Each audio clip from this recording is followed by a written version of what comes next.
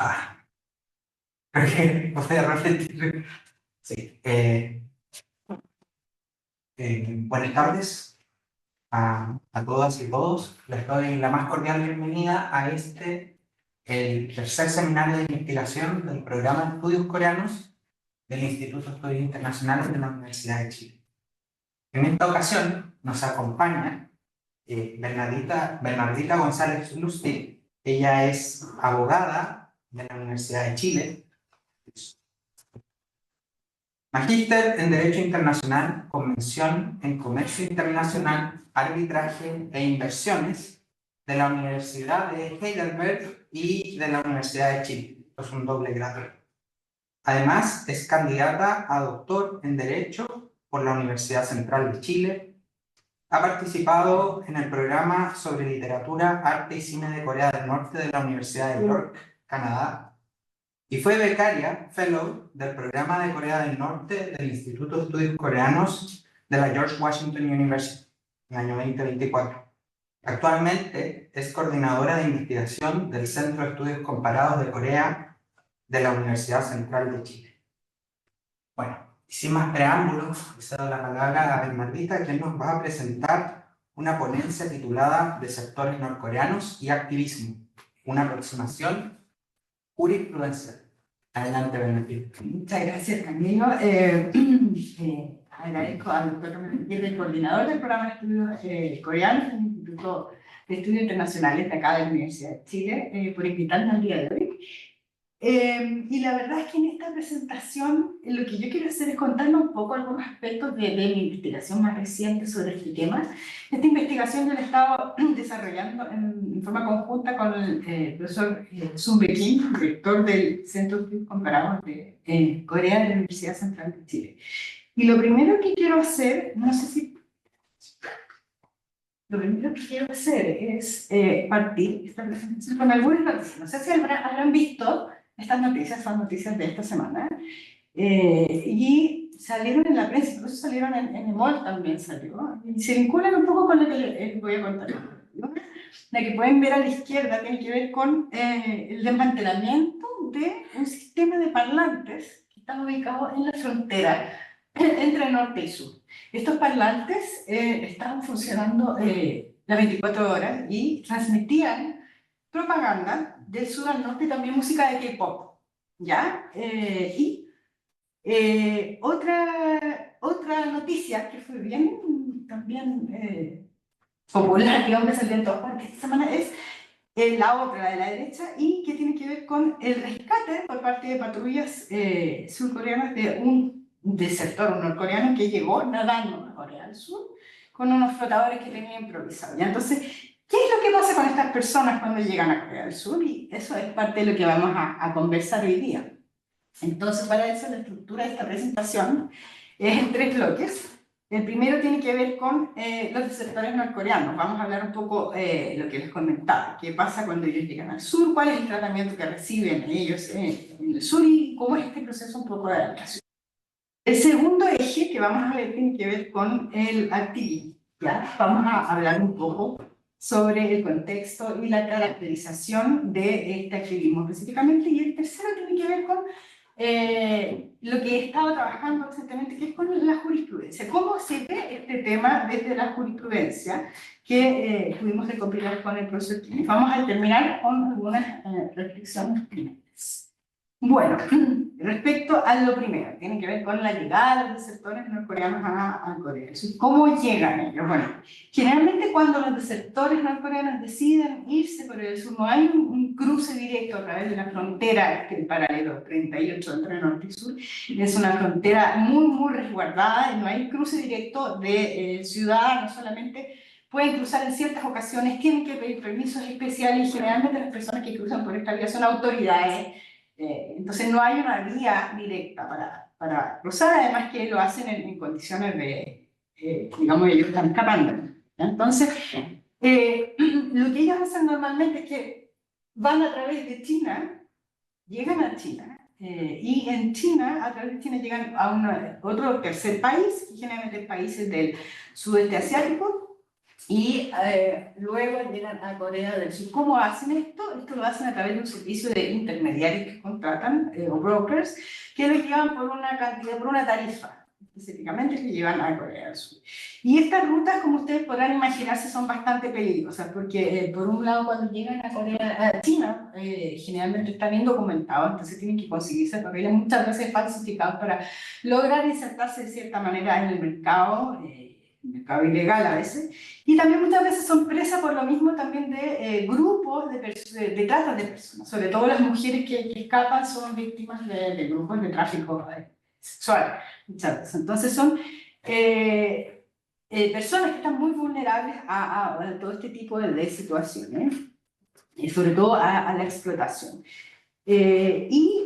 También es importante que cuando están en China están normalmente en situación, como les mencioné, irregular, pero también están escapando a las autoridades siempre porque las autoridades en China tienen una serie de convenios con Corea del Norte, tratados específicos para repatriarlos una vez que son identificados. Entonces, están siempre en una situación muy compleja de la perspectiva migratoria. ¿Y cuáles son las cifras que tenemos por parte del Ministerio de la Unificación, que es la entidad en Corea del Sur que está encargada de todo lo que tiene que ver con los sectores norcoreanos?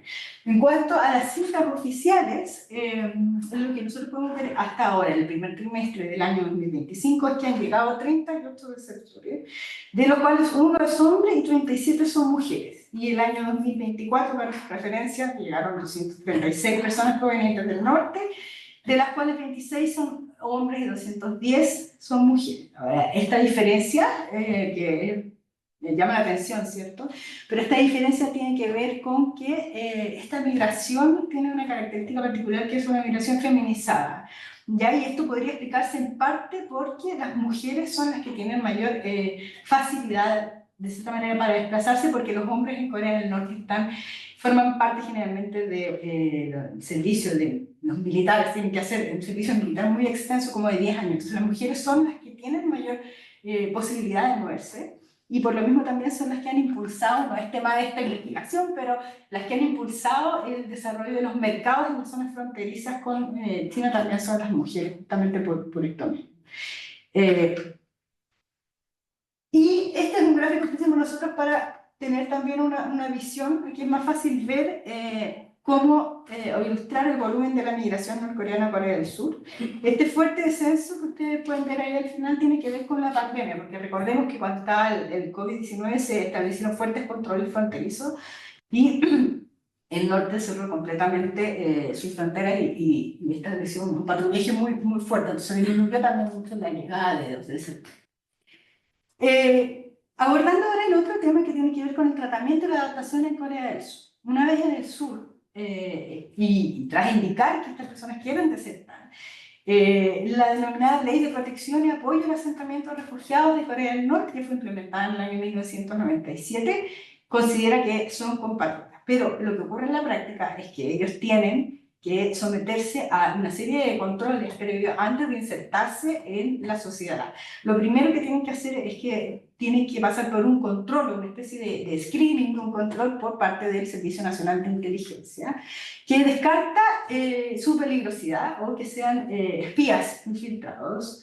Y una vez que este organismo logra descartar esta situación, entonces tienen que insertarse en un centro denominado Hanawon, que se traduce como la Casa de la Unidad, por un periodo aproximado de 3 meses.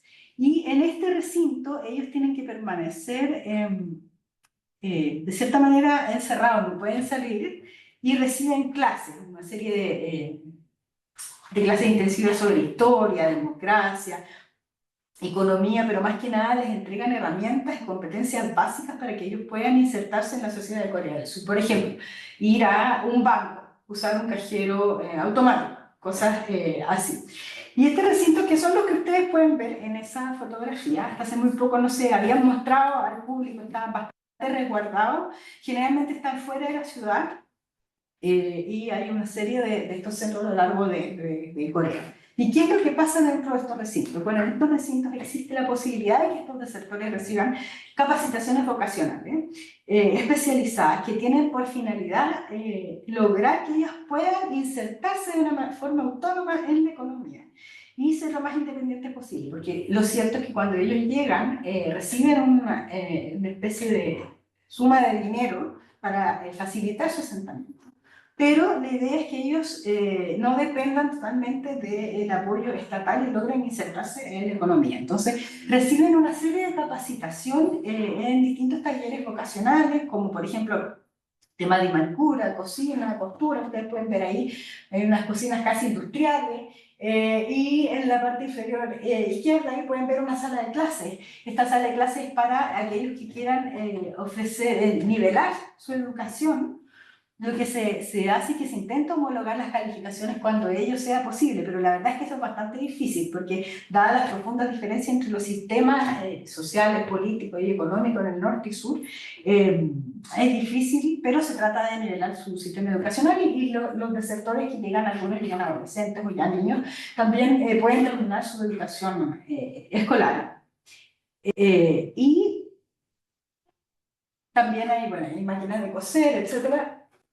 Y en estos centros también reciben una capacitación en todo lo que tiene que ver con el mundo digital. Piensa que en la esfera del mundo digital no está al alcance de la población general en Corea del Norte, entonces tienen una brecha muy importante con los compatriotas de Corea del Sur, así que sí reciben entrenamiento especializado para que tengan las herramientas básicas para utilizar computadores, cosas así. Y otra vez con los datos del Ministerio de la Unificación, el 60,1% de los desertores está empleado. ¿Ya? Esto se logra en parte con un conjunto de medidas. Por ejemplo, hay una serie de paquetes de beneficio para los empleadores que contraten a desertores norcoreanos, por ejemplo, exenciones tributarias. Y también se explica por qué hay un gran porcentaje de los desertores norcoreanos que acceden a la educación universitaria, por ejemplo, a través de un sistema de becas especiales para quienes quieran continuar su educación en la universidad. Pero la verdad es que a pesar de todas estas medidas y estos incentivos, la adaptación de los desertores norcoreanos no es fácil. Muchos de ellos no logran adaptarse o ajustarse a la sociedad de Corea del Sur, y en parte es porque tienen que cambiar muchos aspectos de su personalidad. Por ejemplo, tienen que comenzar a hablar con acento surcoreano, cambiar su forma de vestir, cambiar su forma de peinarse, ya que el acento norcoreano es fácilmente identificable por la cantidad de tiempo que ha transcurrido desde la división. Entonces hay un acento muy marcado que es reconocible para las personas de Corea del Sur y que los deja también vulnerables a ser identificados y discriminados en ambientes laborales. En cuanto al activismo, entonces, ciertos grupos de desertores norcoreanos, considerando toda esta situación que yo les he contado, han decidido formar organizaciones con la finalidad de visibilizar las problemáticas de derechos humanos en Corea del Norte. Y forman organizaciones no gubernamentales que, las que yo he estudiado en investigación reciente, envían material transfronterizo desde Corea del Sur a Corea del Norte. ¿Cómo lo hacen? Principalmente mandan panfletos. Estos panfletos tienen un contenido político escrito en lenguaje bastante incendiario, muy fuerte, y lo meten en globos aerostáticos y lo envían como los que pueden ver ustedes ahí en la imagen, y lo envían a dirección al norte.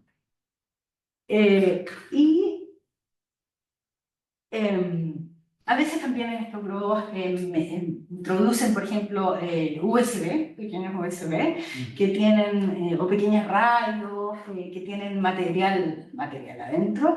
A veces también introducen alimentos o dinero. Y estos memorias USB, por ejemplo, ¿qué es lo que contienen? También contienen propaganda contraria al régimen de Pyongyang específicamente, además de algunos archivos audiovisuales. Muchos de estos pendrives que meten contienen películas, series de televisión surcoreanas con el fin de que ellos puedan ver la realidad en Corea del Sur.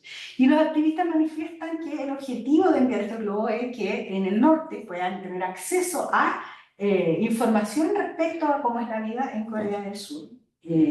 Pero para Corea del Norte esta práctica resulta bastante provocativa porque obviamente los contenidos son contrarios al régimen, pero además porque cualquier acceso a material audiovisual que provenga del sur está fuertemente prohibido. Y como pueden ver en esta imagen, aquí yo les voy a mostrar desde dónde es que se envían los globos. Ustedes pueden ver la zona militarizada ahí, desde meseta por sus siglas en inglés, y los globos se envían desde donde están los globitos azules, Goyán y Palú fundamentalmente, ¿ya? Esos son los lugares de envío de los panfletos. Yo marqué con naranja las capitales respectivas en el norte y en el sur. En consecuencia, este activismo ha tenido una serie de repercusiones, ya de consecuencias. Dado a la actividad que han realizado estos grupos especiales de la ONG en Corea del Sur, nosotros consideramos en nuestra investigación que los del sector norcoreano son efectivamente nuevos actores sociales y que realizan este activismo transfronterizo, que sería la característica principal, ¿no es cierto?, de este tipo de activismo, que plantea en el fondo ciertos desafíos para el Estado surcoreano.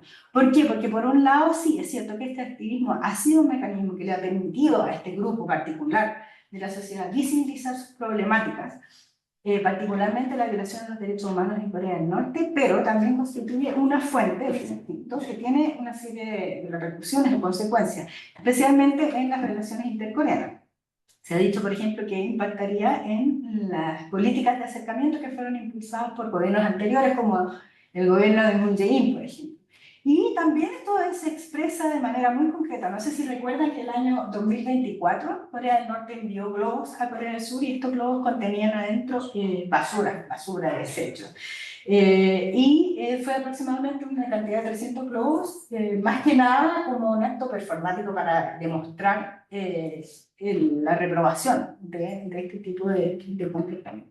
Y nosotros quisimos ver un poco cómo es que cómo se veía esto desde la jurisprudencia, ¿ya? Entonces, buscamos la jurisprudencia relacionada específicamente al envío de panfletos y porque pensamos que esta era una forma en la que se iba a ver reflejada la tensión que esta situación genera para el Estado de Corea del Sur.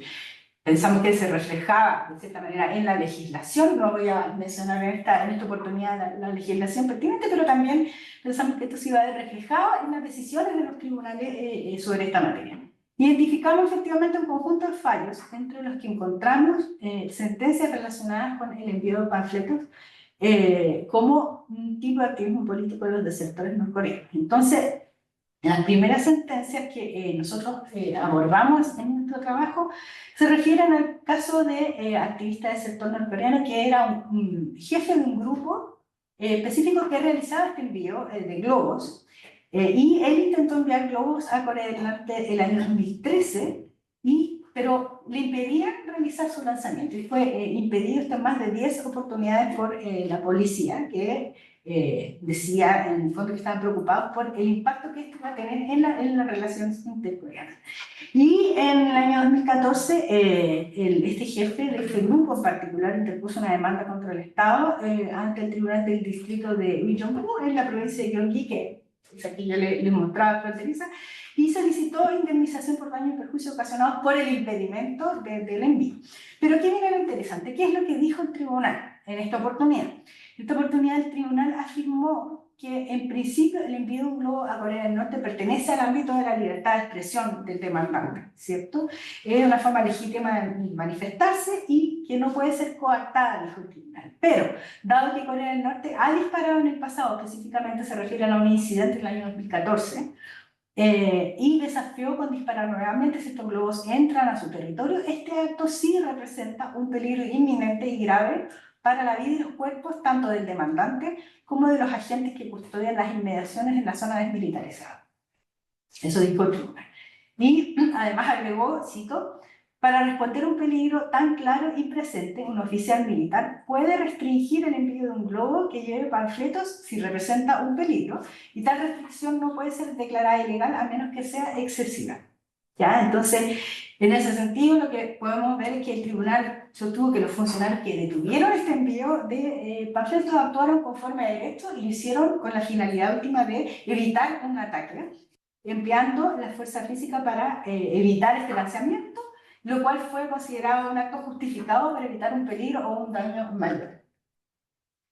Los otros fallos revisados se refieren a la validez de la anulación del estatuto de ONG por el gobierno surcoreano de una ONG puntual específica que se llama Fighters for a Free North Korea, es bastante conocida también justamente por todo este tipo de actividades que realiza, siempre tratan de ser muy visibles, estar visibles en los medios cuando lanzan globos y todo. ¿Qué ocurrió en este caso? Bueno, el 17 de julio del año 2020, lo que pasó es que el Ministerio de la Unificación revocó el estatus de ONG, de este grupo en particular, por realizar algunas actividades que estaban fuera del ámbito de lo que se les permitía a estas instituciones, o sea, fuera del ámbito de la licencia. Y específicamente también se les quitó por dañar la política de la unificación y perjudicar la vida de los ciudadanos que residen en esa zona fronteriza. O sea, el argumento principal cuando tratan de detener este tipo de actividades para la protección de la población en esta región. Bueno, obviamente al revocarle el permiso específicamente se dificulta mucho la recaudación de fondos de estas organizaciones y le impide optar a ciertos beneficios fiscales correspondientes, por lo que el director de este organismo apeló, digamos, impugnó esta resolución y en este caso lo que nos parece interesante recalcar es que el tribunal lo que indicó es que este acto en particular era atentatorio contra el acercamiento intercoreano. ¿Y qué es lo que dijo el tribunal? Dijo, si el demandante continúa difundiendo panfletos en contra de Corea del Norte en la zona fronteriza, será difícil mantener el acuerdo de paz entre las dos Coreas y la escalada de tensión militar resultará en un daño al valor constitucional de la unificación pacífica a través del diálogo y la cooperación. Entonces el tribunal alude a un artículo que está en la Constitución de Corea que tiene que ver con alcanzar la unificación de una forma pacífica, ¿ya? Y afirmó también, en base a lo que les estoy contando, que el lanzamiento de estos globos transfronterizos vulnera el interés público.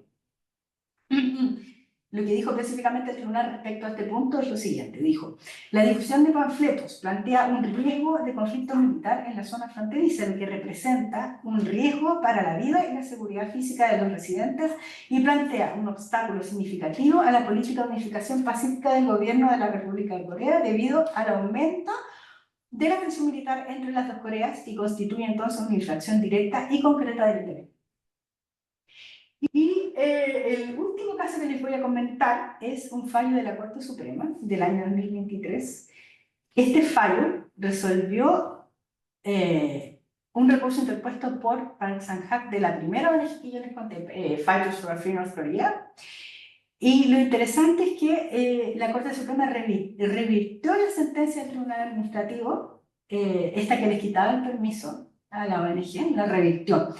Y lo que razonó el tribunal en esta sentencia es lo siguiente, sostuvo que no era posible desprender que el acto de enviar globos con panfletos atentaba contra el interés público y consideró que el envío de este material cumple un importante papel muy importante en la sociedad actual y dijo en la Corte. El hecho de enviar los panfletos es parte de las actividades políticas y sociales lideradas por los desertores norcoreanos, quienes quieren informar a los residentes de Corea del Norte sobre la realidad del régimen en Corea del Norte, que tienen considerables restricciones para acceder a la información en el contexto de enfrentamiento entre norte y sur. Y además despierta el interés nacional y extranjero sobre el tema de los derechos humanos de Corea del Norte e incentiva las discusiones continuas sobre temas públicos importantes dentro de nuestra sociedad. Por lo anterior, es difícil de negar que existe un aspecto del cumplimiento de un rol público y social.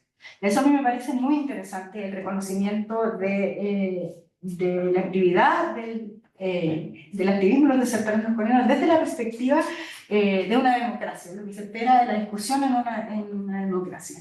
Y como reflexiones finales, quiero comentarles lo siguiente. A mi juicio, a mi entender, los desertores norcoreanos representan, como ya les había dicho, nuevas actores sociales, pero también son nuevas subjetividades, porque cada una de estas personas que vienen a Corea del Sur tiene que integrarse en esta nueva sociedad y transformarse en un surcoreano. ¿Qué es lo que significa ser un esto excede el ámbito jurídico, que es mi ámbito, pero lo planteo para una discusión. ¿Qué es lo que significa ser un surcoreano? Y su activismo también es parte del debate en una sociedad democrática. Esto se manifiesta, como vimos en el razonamiento del tribunal, en la Corte Suprema, por ejemplo. Ha habido una evolución del razonamiento respecto de este tipo de actividades. ¿Qué es lo que se espera que hagan este tipo de personas en la sociedad? ¿Cómo va a responder, cómo ha respondido hasta ahora la legislación y qué desafíos vienen a futuro? ¿Cómo va a responder el Estado a los desafíos que plantean estas personas en la sociedad?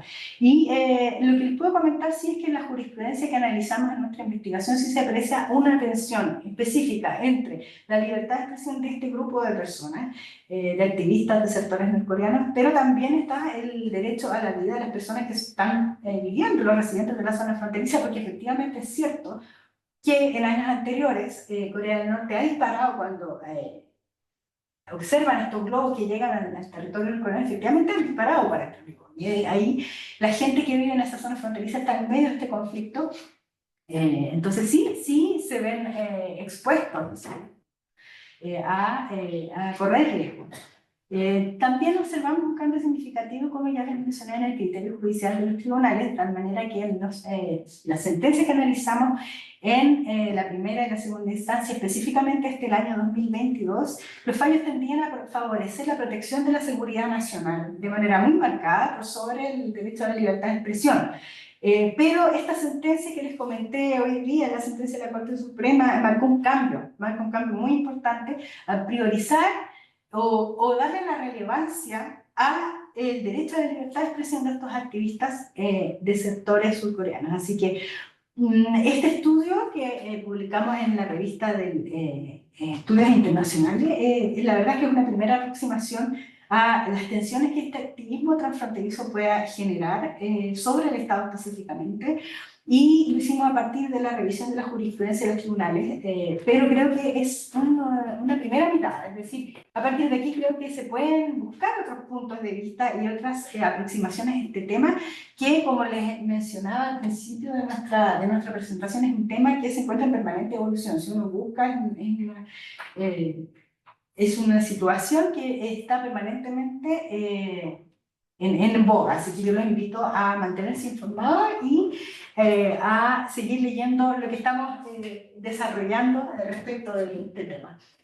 Una pequeña nota. También esto de los desertores norcoreanos es súper interesante porque allá arriba en la imagen ustedes pueden ver, hay una serie de narrativas que están impulsando a los desertores cuando publican sus testimonios, muchos de ellos a través de novelas, a través de películas y series que se refieren a los desertores norcoreanos. El juego del calamar tiene un personaje que es un desertor norcoreano, por ejemplo, entonces están permanentemente apareciendo en los medios, están siendo representados. ¿Cómo son estas representaciones de los desertores norcoreanos? ¿Qué nos dicen estas representaciones? Son temas que me parece interesante tener a la vista, y aquí en esta foto, en la parte inferior, esa foto la saqué yo cuando tuve la oportunidad de participar en la conferencia que dio Shin Dong-suk, un desertor norcoreano que llegó a Corea del Sur, y él publicó su testimonio en Estados Unidos. Escape from Camp 14, un libro, hay muchos de estos libros en Estados Unidos, son muy populares. Yo en mi parte también otra desertora norcoreana, activista que hoy día está viviendo en Estados Unidos y hoy día se ha tirado un poco al partido de Donald Trump. Entonces están estas evoluciones de los desertores norcoreanos que me parecen interesantes de presentarles en este espacio que me brindó Camilo, así que muchas gracias. Pues Margarita, muchas gracias por la presentación. Yo voy a ir a revisar si hay preguntas en el chat, pero por mientras sí.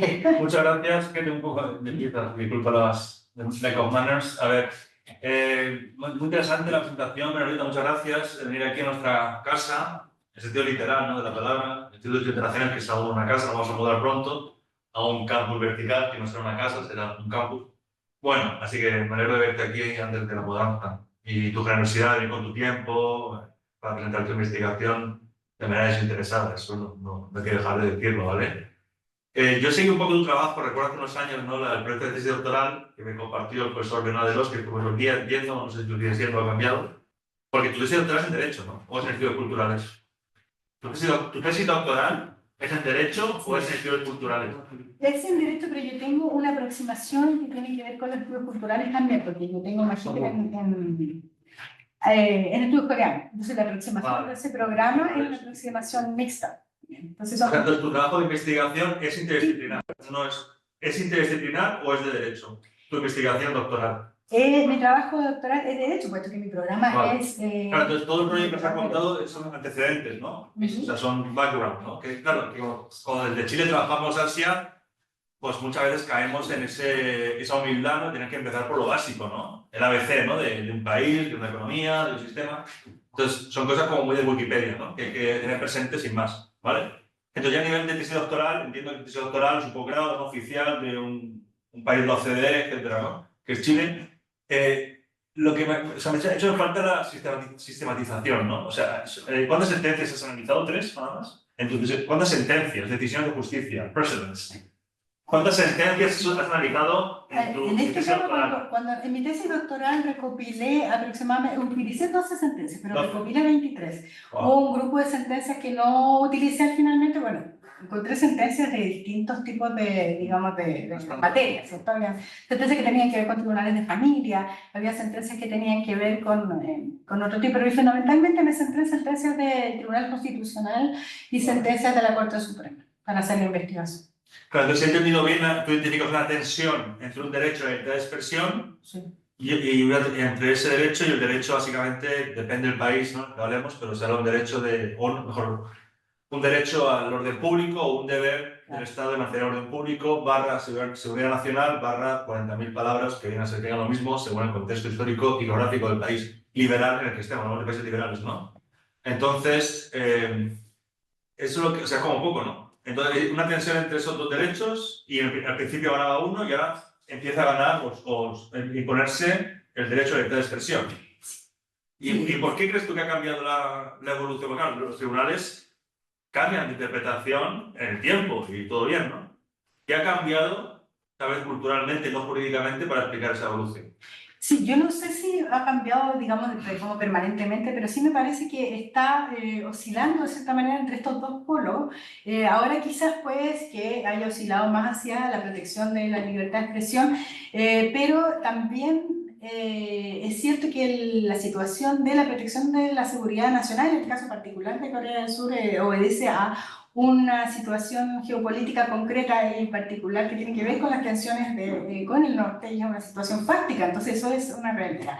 Pero también creo que de cierta manera puede ser que el fortalecimiento de la democracia en Corea del Sur haya contribuido a la revalorización del tribunal, por parte del tribunal, de la libertad de expresión, ¿cierto?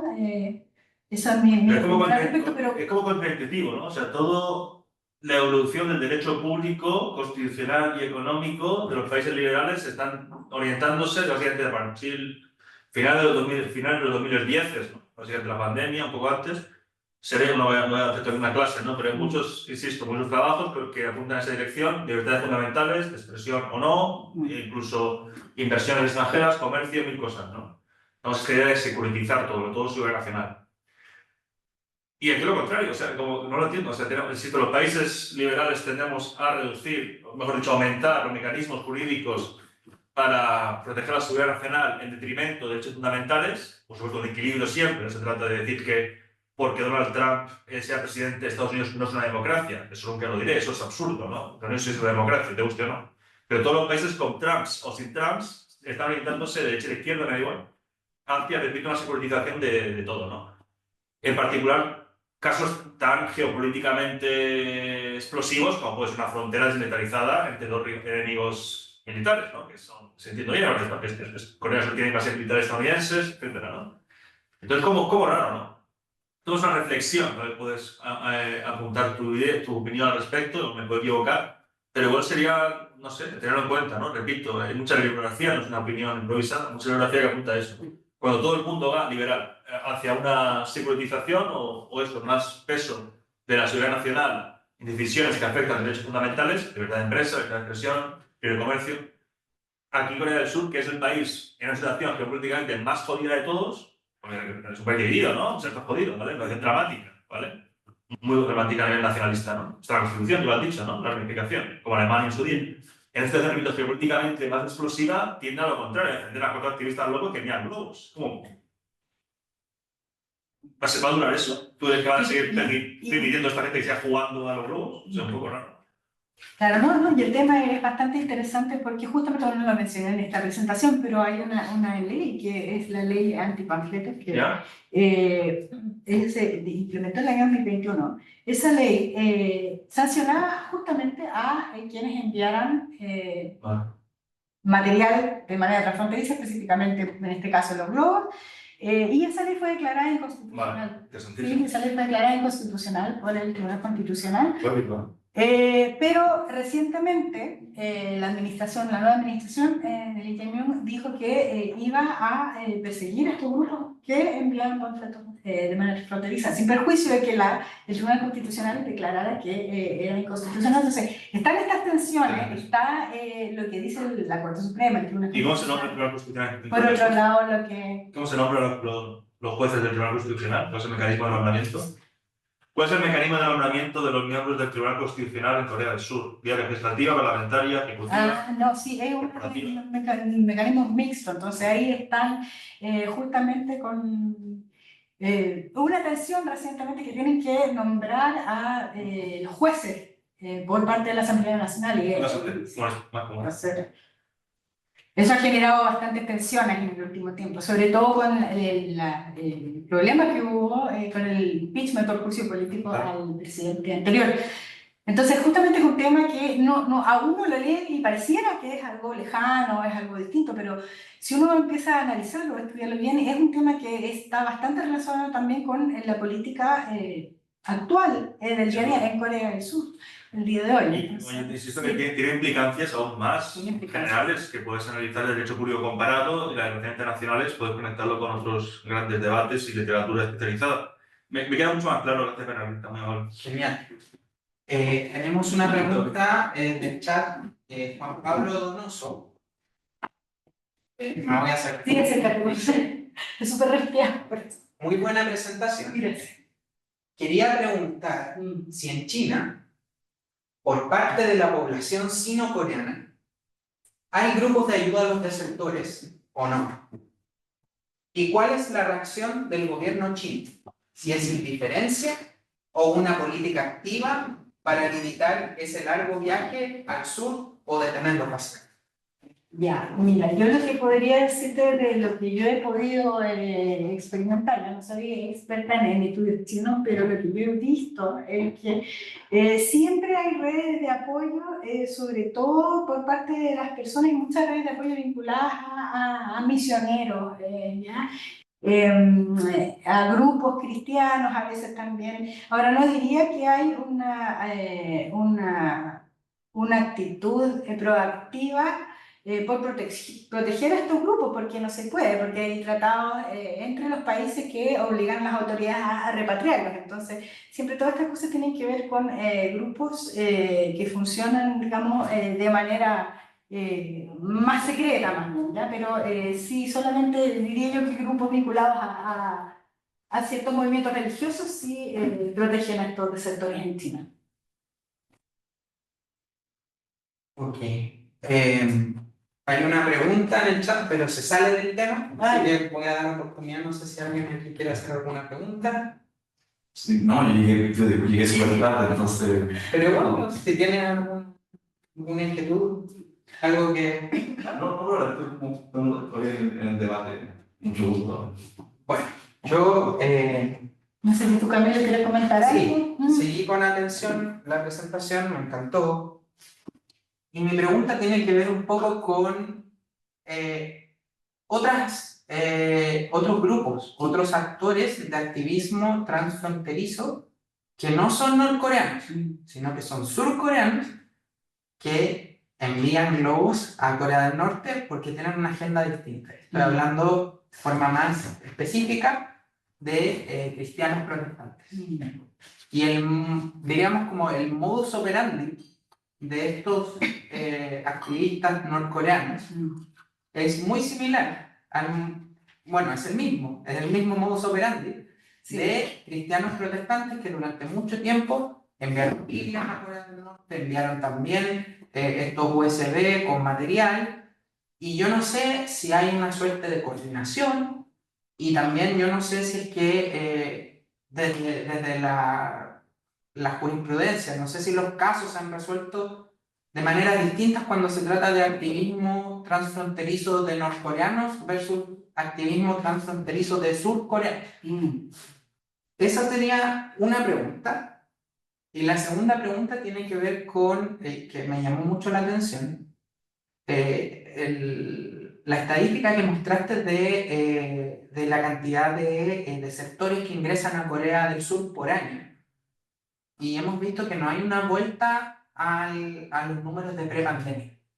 Entonces te quería preguntar si es que, ¿cómo se ve? Si es una tendencia, si es que hay alguna proyección, alguna vez vamos a recuperar ese número de sectores o se va a mantener más o menos estable en los números que podemos ver, que son los números de la pandemia. ¿Sí? Esas son mis dos preguntas. Yo, bueno, para responder a la primera pregunta, yo creo que, bueno, la ley no hace una distinción. Cuando la ley sanciona, en el caso de la ley antipanfletos, dice, bueno, las prohibiciones para el envío de transfronterizo de este material no distingue específicamente si es norcoreano o surcoreano. Por otro lado, las norcoreanas cuando llegan a Corea del Sur pasan a ser surcoreanos. Entonces, en ese sentido, debiera ser, tratarse de la misma manera. Un caso de envío transfronterizo, ya sea que lo realizan dos grupos más vinculados a las corrientes religiosas o no, o los otros. Y respecto a tu segunda pregunta, lo que tiene que ver con los números pre-pandemia, no sé, yo creo que hay que monitorear la situación, pero a mí me parece que desde la pandemia hasta ahora probablemente haya más controles fronterizos, sea más difícil para los sectores norcoreanos abandonar Corea del Norte, o creo que puede ser algo que quedó desde la pandemia, o también otra cosa que yo no sé, podría ser, habría que ver, puede que simplemente ellos se sientan más cómodos viviendo en otra parte. A lo mejor simplemente llegando a China y regularizando su situación en China, puede que ellos se sientan con una mayor afinidad, no sé si política o cultural, probablemente en China que en Corea del Sur. También hay muchos desertores coreanos que después de estar un tiempo viviendo en Corea del Sur, se dan cuenta de una brecha, una diferencia cultural bastante importante, y a lo mejor algunos de ellos incluso han señalado en entrevistas, no sé si eso alcanza a ser un volumen, eso ya habría que estudiarlo, pero sí varios de ellos han dicho que se sienten más cómodos en China, en algunos aspectos. Entonces eso sí es algo que hay que mirar con atención. Genial. Muchas gracias, Bernardita, y bueno, gracias a todos por acompañarnos. Una vez más, les pido un aplauso. Gracias por la invitación a hacer el espacio.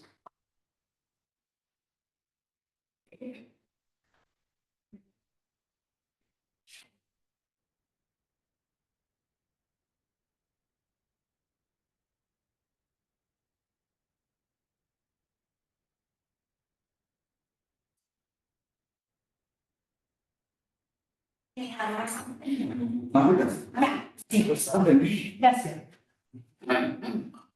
Y muchas gracias a todos los que nos acompañaron, ¿cierto? Por Zoom. Gracias.